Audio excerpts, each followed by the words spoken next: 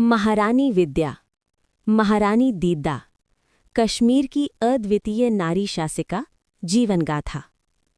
हिमालय की गोद में बसा कश्मीर केवल प्राकृतिक सौंदर्य के लिए ही नहीं, बल्कि अपने गौरवशाली इतिहास और वीर शासकों के लिए भी जाना जाता है।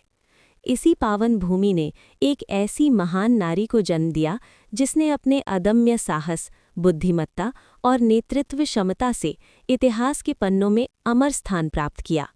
वो नारी थी महारानी विद्या, जिन्हें इतिहास में महारानी दीदा के नाम से जाना जाता है।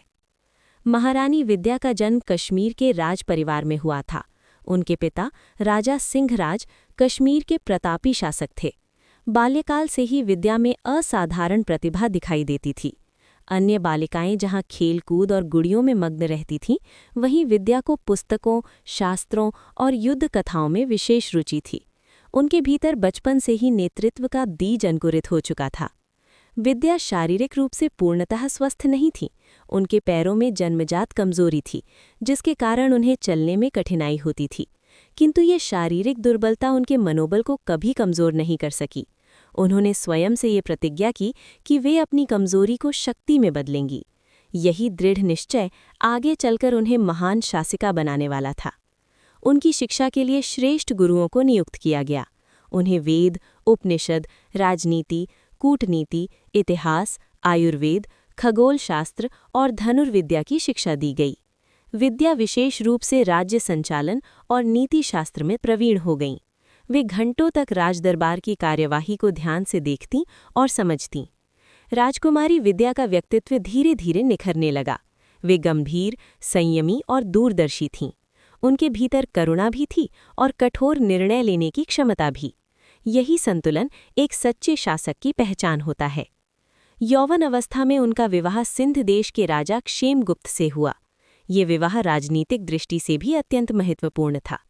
विवाह के पश्चात विद्या सिंध की महारानी बनी, किंतु उनका मन सदैव कश्मीर की भलाई के लिए चिंतित रहता था। राजा क्षेमगुप्त एक कमजोर शासक सिद्ध हुए। वे निर्णय लेने में असमर्थ थे और दरबारी षड्यंत्रों से घिरे रहते थे। ऐसे समय में महारानी विद्या ने शासन की बागडोर धीरे धीरे अपने हाथों में ले ली। वे पर्दे के पीछे से राज्य संचालन करने लगीं। महारानी विद्या ने सबसे पहले प्रशासन को मजबूत किया। भ्रष्ट अधिकारियों को दंडित किया गया और योग्य व्यक्तियों को उच्च पदों पर नियुक्त किया गया। कर व्यवस्था को सुव्यवस्थित किया गया ताकि प्रजा पर अनावश्यक बोझ न पड़े। उन्होंने सेना को पुनर्गठित किया। सैनिकों को नियमित प्रशिक्षण दिया गया। अस्त्र शस्त्रों का भंडारण बढ़ाया गया। सीमाओं की सुरक्षा पर विशेष ध्यान दिया गया। धीरे धीरे महारानी विद्या की ख्याति दूर दूर तक फैलने लगी। लोग उन्हें न्यायप्रिय शासिका के रूप में देखने लगे। राजा क्षेमगुप्त की मृत्यु के बाद राज्य में संकट उत्पन्न हो गया। अनेक सरदार और सामंत सत्ता हथियाने की कोशिश करने लगे। ऐसे समय में महारानी विद्या ने साहसिक निर्णय लिया और स्वयं शासन संभाल लिया। उन्होंने खुले रूप में घोषणा की कि वे राज्य की संरक्षिका हैं और जब तक योग्य उत्तराधिकारी तैयार नहीं होता, वे ही शासन करेंगी। ये निर्णय उस समय के समाज के लिए क्रांतिकारी था, क्योंकि स्त्री शासक को सहजता से स्वीकार नहीं किया जाता था। किंतु महारानी विद्या ने अपने कर्मों से सभी विरोधियों को शांत कर दिया। उन्होंने विद्रोहियों का कठोर दमन किया। कुछ को दंड दिया गया, कुछ को क्षमा करके अपने पक्ष में कर लिया गया। उनकी कूटनीति अद्भुत थी। वे तलवार और संवाद दोनों का समान रूप से प्रयोग जानती थीं। महारानी विद्या का शासनकाल कश्मीर के स्वर्णिम युगों में गिना जाता है।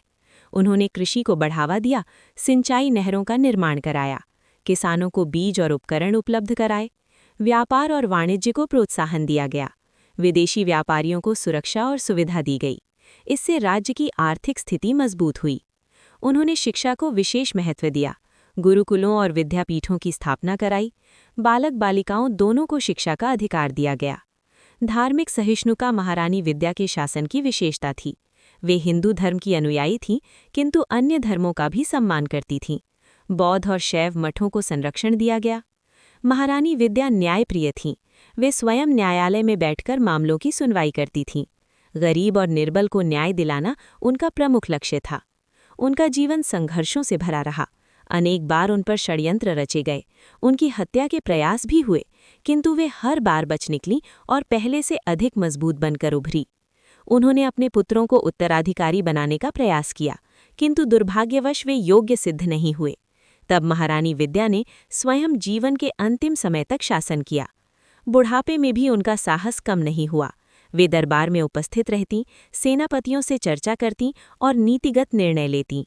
अंततः एक दिन वो महान नारी इस संसार से विदा हो गईं, किंतु उनका यश और कीर्ति अमर हो गई। महारानी विद्या केवल एक शासिका नहीं थीं, वे नारी शक्ति की प्रतीक थीं। उन्होंने सिद्ध किया कि स्त्री किसी से कम नहीं होती। महारानी विद्या के जीवन का प्रत्येक दिन संघर्ष और साहस का नया अध्याय लिख रहा था। कश्मीर की घाटियों में जब प्रातः सूर्य की पहली किरण पड़ती तो वो केवल प्रकाश ही नहीं लाती, बल्कि महारानी के संकल्प की चमक भी फैलाती। वे अपने त्रासाद के ऊंचे प्रकोष्ठ से हिमालय की चोटियों को निहारती और मन ही मन स्वयं से कहती, जब ये पर्वत अडिग रह सकते हैं तो मैं क्यों नहीं। उनका दरबार सदा सक्रिय रहता था। विद्वान, सेनापति, व्यापारी, किसान और साधारण नागरिक भी अपनी समस्याएं लेकर आते थे। महारानी प्रत्येक व्यक्ति की बात ध्यानपूर्वक सुनती थीं। वे जानती थीं कि एक शासक का वास्तविक बल उसकी प्रजा का विश्वास होता है। उन्होंने राज्य में भूमि सुधार लागू किए। बड़े जमींदारों द्वारा किसानों के शोषण को रोकने के लिए कठोर कानून बनाए गए। जिनके पास भूमि नहीं थी, उन्हें खेती योग्य भूमि प्रदान की गई। इससे किसानों के जीवन में नया उत्साह आया। महारानी विद्या ने स्त्रियों के उत्थान के लिए भी विशेष प्रयास किए। उन्होंने कन्याओं की शिक्षा को अनिवार्य किया। अनेक स्थानों पर स्त्री आश्रम और शिक्षा केंद्र स्थापित किए गए, जहां उन्हें सिलाई, बुनाई, चिकित्सा और शास्त्र अध्ययन सिखाया जाता था। उनका मानना था कि शिक्षित नारी ही सशक्त समाज की नींव रख सकती है। राज्य की सीमाओं पर शत्रुओं की निगाहें लगी रहती थीं। कुछ पड़ोसी राजा कश्मीर की समृद्धि से ईर्ष्या करते थे। एक बार उत्तर पश्चिम सीमा से एक शक्तिशाली सेना ने आक्रमण कर दिया। ये महारानी विद्या के लिए अग्नि परीक्षा थी। उन्होंने तुरंत सेनापतियों की सभा बुलाई, युद्ध नीति तैयार की गई। स्वयं महारानी ने युद्ध भूमि में जाने का निर्णय लिया। यद्यपि उनके पैरों में दुर्बलता थी, फिर भी वे रथ पर सवार होकर सेना के साथ निकलीं। युद्ध भूमि में उनका तेजस्वी स्वर गूंजा, आज ये केवल भूमि की रक्षा का युद्ध नहीं है, ये हमारे स्वाभिमान का युद्ध है। सैनिकों में नया जोश भर गया। भयंकर युद्ध हुआ। अंततः कश्मीर की सेना विजयी हुई। शत्रु सेना को पीछे हटना पड़ा। ये विजय महारानी की रणनीति और नेतृत्व का प्रमाण थी। इस विजय के बाद उनकी प्रतिष्ठा और भी बढ़ गई। लोग उन्हें केवल महारानी नहीं, बल्कि कश्मीर की माता कहने लगे। महारानी विद्या को कला और संस्कृति से विशेष प्रेम था। उनके संरक्षण में कवि, लेखक, चित्रकार और शिल्पकार पनपे। अनेक महान ग्रंथों की रचना इसी काल में हुई। मंदिरों और विहारों का निर्माण कराया गया, जिनकी वास्तुकला अद्भुत थी। वे स्वयं भी साहित्य में रुचि रखती थीं। कहा जाता है कि वे कविताएं लिखती थीं और इतिहास ग्रंथों का अध्ययन करती थीं। उन्हें अपने पूर्वजों की गाथाएं स्मरण रहती थीं और वे उनसे प्रेरणा लेती थीं। महारानी का जीवन वैभव से भरा होने के बावजूद सादा था। वे सादे वस्त्र पहनतीं, अलंकारों से अधिक शौर्य को महत्व देती थीं। उनका भोजन भी सरल होता था। वे प्रजा की पीड़ा को समझने के लिए कभी-कभी साधारण वेश में नगर भ्रमण करती थीं। एक बार नगर भ्रमण के दौरान उन्होंने देखा कि एक विधवा स्त्री अपने बच्चों के साथ भूखी बैठी है। महारानी का हृदय द्रवित हो उठा। उन्होंने तुरंत उस परिवार की सहायता करवाई और ऐसे अनेक परिवारों के लिए अनाथालय एवं अन्य क्षेत्र खुलवाए। उनके शासन में अपराध दर कम हो गई। लोग जानते थे कि महारानी का न्याय अटल है। समय बीतता गया। महारानी विद्या वृद्ध होने लगी, परंतु उनका उत्साह कम नहीं हुआ। उनके बाल सफ़ेद हो चले थे, किंतु आँखों की चमक वैसी ही थी। उन्होंने अपने जीवन के अंतिम वर्षों में उत्तराधिकारी चुनने का प्रयास किया, पर कोई भी उनके स्तर का योग्य नहीं मिला। तब उन्होंने ये निश्चय किया कि अंतिम सांस तक वे स्वयं ही राज्य का मार्गदर्शन करेंगी। एक शांत संध्या थी। हिमालय की चोटियां स्वर्णिम प्रकाश से नहाई हुई थीं। महारानी अपने कक्ष में बैठी थीं। उन्होंने अपने जीवन की यात्रा को स्मरण किया। बचपन, संघर्ष, युद्ध, विजय और सेवा। उनके मुख पर संतोष की मुस्कान थी। कुछ समय बाद महारानी विद्या इस संसार से विदा हो गईं। पूरा कश्मीर शोक में डूब गया। हर आंख नम थी, परंतु साथ ही हर हृदय गर्व से भरा था। आज भी कश्मीर की वादियों में जब हवाएं बहती हैं तो ऐसा प्रतीत होता है मानो महारानी विद्या की गाथा गुनगुना रही हों। वे केवल इतिहास की एक पात्र नहीं, बल्कि साहस, त्याग और नारी शक्ति की अमर प्रतीक हैं। महारानी विद्या के देहावसान के बाद भी उनकी उपस्थिति कश्मीर की आत्मा में जीवित रही। लोग आज भी अपने बच्चों को उनकी वीरता की कहानियां सुनाते थे, परंतु इस गाथा को पूर्णता देने के लिए हमें उनके जीवन के उन पहलुओं को और गहराई से देखना होगा जो उन्हें केवल शासिका नहीं बल्कि युग निर्माता बनाते हैं। महारानी विद्या बचपन से ही आत्मचिंतन करने वाली थीं। वे अक्सर एकांत में बैठकर अपने भीतर झांकती थीं। उनका मानना था कि जो व्यक्ति स्वयं को जीत लेता है वही संसार को जीत सकता है। एक बार उनके गुरु ने उनसे पूछा था, राजकुमारी, तुम सबसे अधिक क्या बनना चाहती हो? उन्होंने उत्तर दिया, मैं ऐसी शासिका बनना चाहती हूँ जिसे लोग डर से नहीं प्रेम से स्वीकार करें। यही वाक्य उनके पूरे जीवन की दिशा तय करने वाला सिद्ध हुआ। महारानी विद्या ने शासन को केवल सत्ता का साधन नहीं बल्कि सेवा का मार्ग माना। वे कहती थीं, राजा वो नहीं जो सिंहासन पर बैठ। महारानी विद्या के जीवन का प्रत्येक क्षण केवल शासन नहीं था बल्कि आत्मबल, धैर्य और सेवा की साधना थी। उनका हृदय जितना करुणामय था, उनका मस्तिष्क उतना ही तीक्ष्ण। वे जानती थी कि एक महान राज्य वही होता है जहां शासक स्वयं को प्रजा से अलग नहीं बल्कि प्रजा का अंग समझे। उनके दरबार में केवल शक्ति की भाषा नहीं बोली जाती थी बल्कि विवेक और नीति की भाषा बोली जाती थी। वे किसी भी निर्णय से पहले मंत्रियों, विद्वानों और सेनापतियों से विचार विमर्श करती थी, किंतु अंतिम निर्णय सदैव उनका ही होता था और वो निर्णय न्याय की कसौटी पर खरा उतरता था। महारानी विद्या ने युवाओं के लिए विशेष प्रशिक्षण केंद्र स्थापित कराए। वहां उन्हें शस्त्र विद्या के साथ साथ नैतिक शिक्षा भी दी जाती थी। उनका मानना था कि यदि युवा पीढ़ी चरित्रवान होगी तो राज्य स्वतः मजबूत बनेगा। उन्होंने व्यापारिक मार्गों को सुरक्षित कराया, डाकुओं और लुटेरों का सफाया किया गया। इससे व्यापारियों में विश्वास बढ़ा और कश्मीर एक समृद्ध व्यापार केंद्र बन गया। महारानी विद्या को संगीत अत्यंत प्रिय था। संध्या समय वे वीणा और बांसुरी की मधुर ध्वनि सुनना पसंद करती थीं। संगीत उन्हें मानसिक शांति देता था। कई बार वे स्वयं भी भजन गुनगुनाती थीं। वे अक्सर कहती थीं, जो संगीत को समझता है वो जीवन की लय को समझता है। महारानी विद्या ने अनेक तीर्थों और धार्मिक स्थलों का जीर्णोद्धार कराया। उन्होंने ये स्पष्ट किया कि धर्म का उद्देश्य मनुष्य को बेहतर बनाना है, न कि उसे विभाजित करना। एक बार राज्य के एक दूरस्थ गांव से समाचार आया कि वहां के लोग भारी करों से परेशान हैं। महारानी ने स्वयं वहां जाने का निर्णय लिया। जब वे गांव पहुंची तो लोगों की दशा देखकर उनका हृदय व्यथित हो उठा। उन्होंने तुरंत उस क्षेत्र के कर आधे कर दिए और गांव के विकास के लिए विशेष धनराशि स्वीकृत की।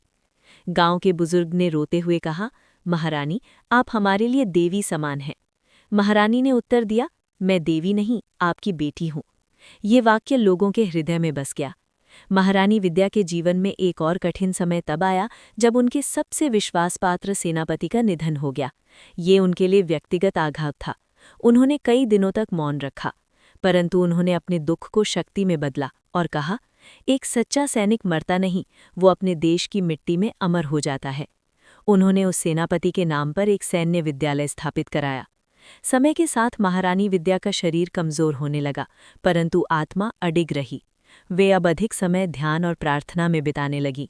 उन्होंने युवराजों और मंत्रियों को बुलाकर उन्हें राज्य संचालन की बारीकियां समझाईं। वे चाहती थीं कि उनके बाद भी कश्मीर सही दिशा में आगे बढ़े। उन्होंने स्त्रियों के अधिकारों को लेकर एक ऐतिहासिक घोषणा की। स्त्रियों को संपत्ति में अधिकार दिया गया और उन्हें व्यापार करने की स्वतंत्रता मिली। ये उस युग में एक क्रांतिकारी कदम था। महारानी विद्या ने कहा, जिस समाज में नारी कमजोर होती है वो समाज भी कमजोर होता है।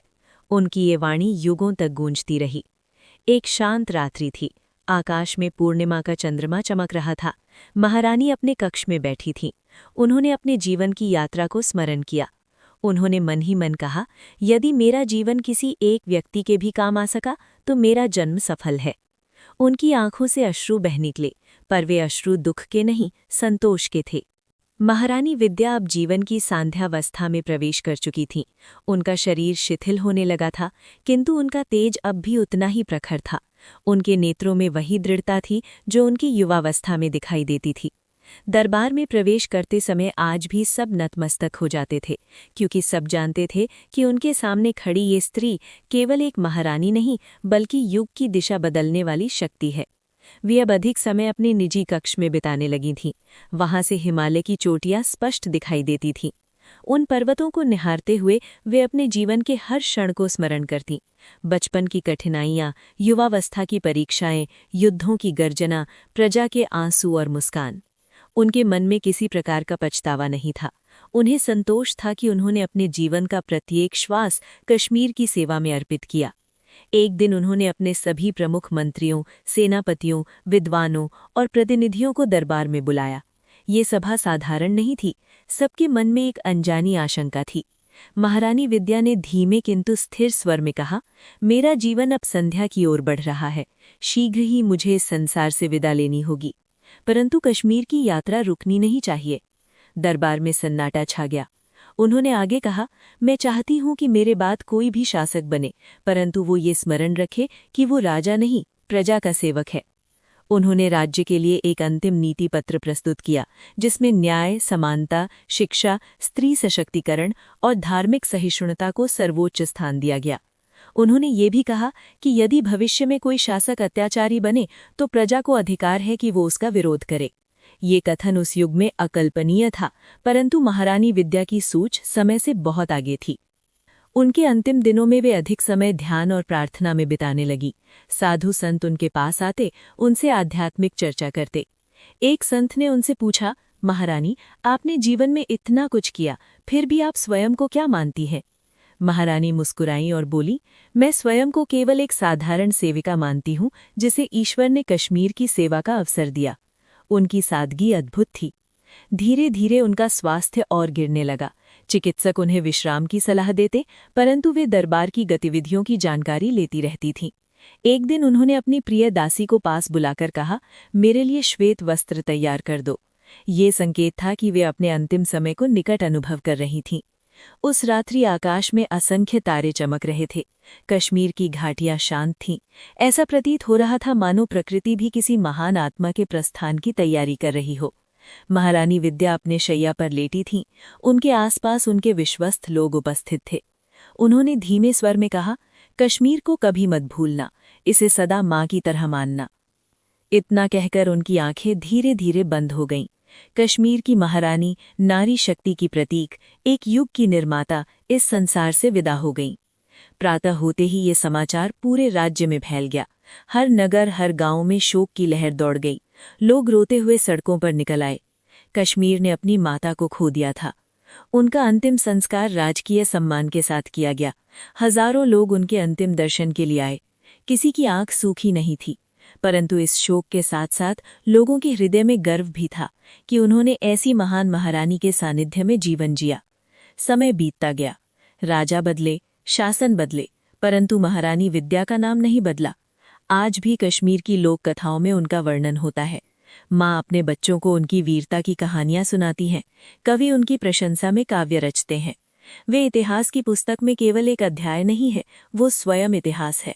उनकी जीवन गाथा हमें ये सिखाती है कि शक्ति शरीर में नहीं, संकल्प में होती है। महानता पद में नहीं, सेवा में होती है। और अमरता मृत्यु के बाद नहीं, कर्मों से मिलती है। महारानी विद्या के देहावसान के बाद कश्मीर केवल एक शासिका से वंचित नहीं हुआ, बल्कि उसने अपनी आत्मा का एक उज्जवल दीपक खो दिया। परंतु ये दीपक बुझा नहीं था, वो अब हर हृदय में जल रहा था। उनकी समाधि पर कोई भव्य स्वर्ण मंडित स्मारक नहीं बनाया गया। उनके अंतिम आदेश के अनुसार उसी स्थान पर एक विशाल आश्रय गृह और अन्न क्षेत्र स्थापित किया गया, जहां भूखे को भोजन और बेसहारे को छाया मिलने लगी। यही महारानी विद्या की सच्ची स्मृति बन गई। समय के साथ अनेक शासक आए और गए। कुछ ने महारानी की नीतियों का अनुसरण किया, कुछ उनसे भटक गए। परंतु जब भी कश्मीर कठिन दौर से गुजरा, लोगों ने महारानी विद्या के आदर्शों को स्मरण किया और उनसे प्रेरणा ली। कई वर्षों बाद एक युवा शासक ने अपने राज्याभिषेक के समय महारानी विद्या की समाधि पर जाकर प्रण लिया, मैं आपके दिखाए मार्ग पर चलूंगा, मैं राजा नहीं, सेवक बनूंगा। ये परंपरा बन गई। हर नया शासक पहले महारानी विद्या की समाधि पर जाकर नमन करने लगा। लोक कथाओं में कहा जाता है कि पूर्णिमा की रात जब चंद्रमा हिमालय की चोटियों को रजत प्रकाश से नहलाता है, तब महारानी विद्या की आत्मा कश्मीर की वादियों में विचार करती है और अपने राज्य की कुशलता देखती है। ये कथा नहीं, लोगों की आस्था है। महारानी विद्या की गाथा केवल स्त्री शक्ति की कहानी नहीं है, ये मानव शक्ति की कहानी है। ये उस संकल्प की कहानी है जो दुर्बल शरीर में जन्म लेकर भी अडिग पर्वत बन गया। उन्होंने सिद्ध कर दिया कि नारी अबला नहीं होती, नारी निर्बल नहीं होती, नारी सृष्टि की मूल शक्ति होती है। महारानी विद्या का जीवन हमें ये भी सिखाता है कि सच्चा शासक वही है जो सत्ता को सिंहासन नहीं, सेवा का आसन माने। उनकी कथा आज भी उतनी ही प्रासंगिक है जितनी उनके समय में थी। जब कोई युवती अपने सपनों को लेकर आगे बढ़ती है तो महारानी विद्या की आत्मा मुस्कुराती है। जब कोई शासक न्याय करता है तो महारानी विद्या का नाम गूंजता है। जब कोई कमजोर के लिए खड़ा होता है तो महारानी विद्या की विरासत जीवित रहती है। इतिहास की धूल में दबकर भी कुछ नाम कभी धूमिल नहीं होते। महारानी विद्या